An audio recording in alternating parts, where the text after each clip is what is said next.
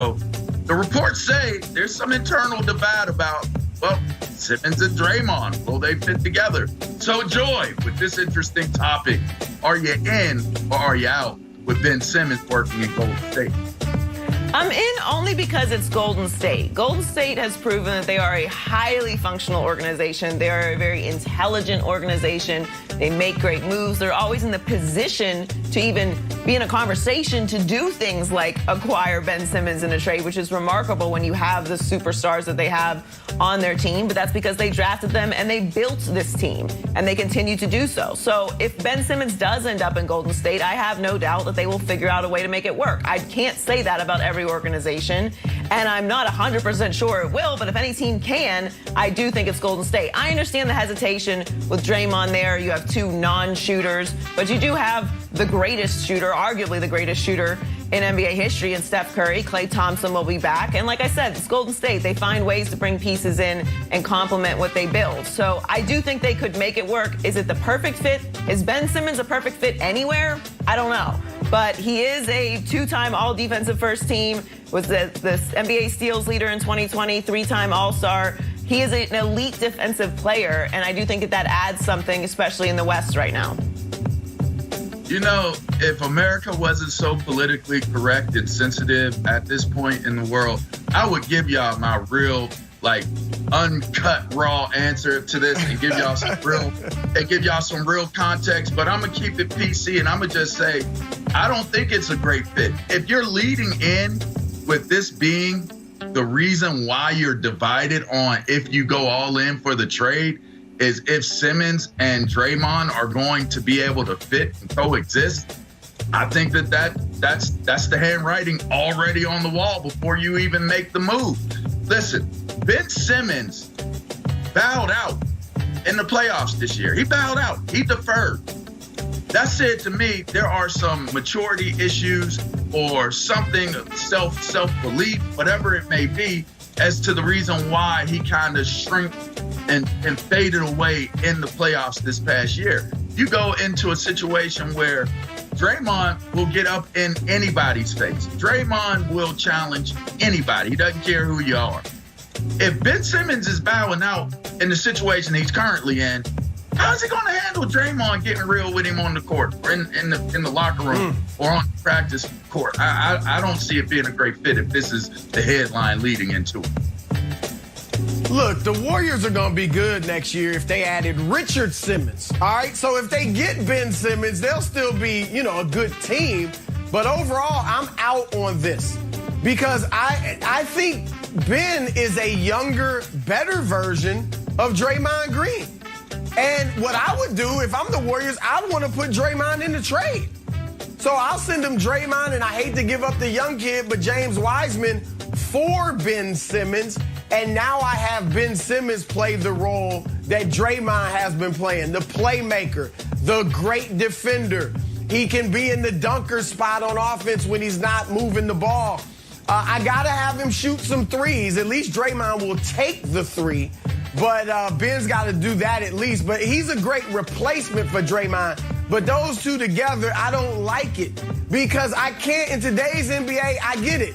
Klay and Steph are the best shooters in the game. And if they were able to keep Andrew Wiggins, which probably wouldn't be the case, but if just for argument's sake, he's another scorer. But I can't have two non-offensive threats on the court together in today's NBA. It just won't work. You look at Philadelphia, they had 4 offensive threats. Joel Embiid, Tobias Harris, Seth Curry, and Danny Green on the floor. And just having Ben Simmons, one guy of the 5 who wouldn't look at the basket, just that was a problem. And so to have 2 guys like that, I can't do it again. I hate Draymond, I get it. Inspirational leader, key cog in the mini dynasty, all of that. But I don't need him and Ben Simmons. I just need one of them, and I'd love to get Ben for Draymond. Hey, Chris Broussard, you give the ball away in basketball, but in football, you hold on to it. Maybe he should go play for the Eagles. Let's get back to football. Opening the preseason tonight, Hurts could use somebody like Simmons as receiver. Does Jalen Hurts still have some work to do to earn that starting job? We're going to find out next on first things. Excited for the Hawkeye State. This is an NBA game in Rucker Park. This is a boxing match in the schoolyard. I just want to see what it looks like. You know what? I'm excited about it. The more I think about it, it's like, man, if you took two NFL teams to a high school football field and played a game, a real game, I just think that it would have some electricity to it that may not even, it just might not be matched on the pro level. So, Joy, I got to tell you, I'm pretty excited about seeing this and how it goes down. Yeah, it's America's pastime in God's country. It's going to be a great scene. Fans are going to be right up on the players, very intimate. It's going to be an awesome atmosphere. I'm looking forward to it tonight. Nice. Okay, looking forward to things, huh? Well, let's play a little in or out, guys. Y'all want to do it? We're going to do it? Yeah, let's do it. All right, let's start with some news. You know what? The Colts. That's a deal. All right, they're going to start with some good news here. According to reports, Carson Wentz and Quentin Nelson are trending towards playing Week 1 following nearly identical foot surgery. So Joy, are you in or out on the Colts being legit contenders if Wentz is ready to start the season?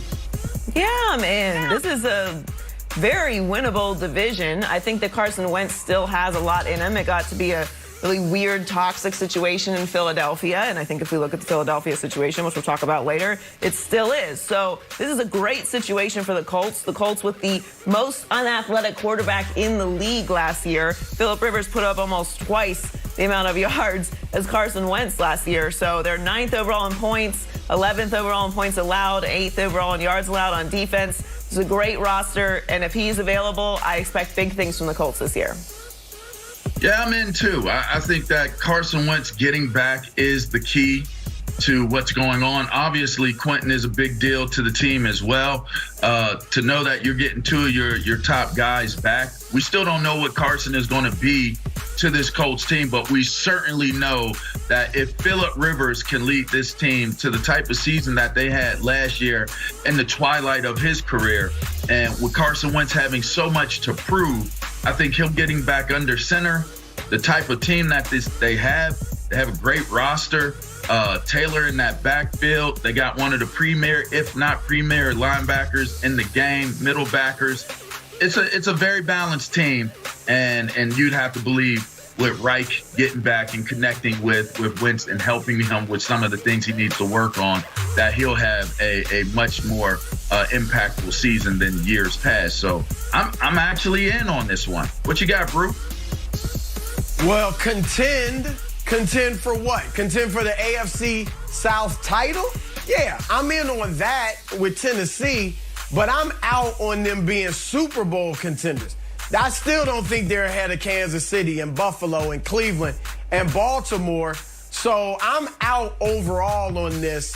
Look, I like Carson Wentz in Indy.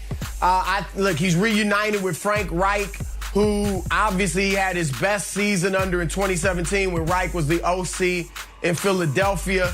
They share a Christian faith, so there should be a bond there. So I think it's a great situation for Carson. But, guys, I got to be honest.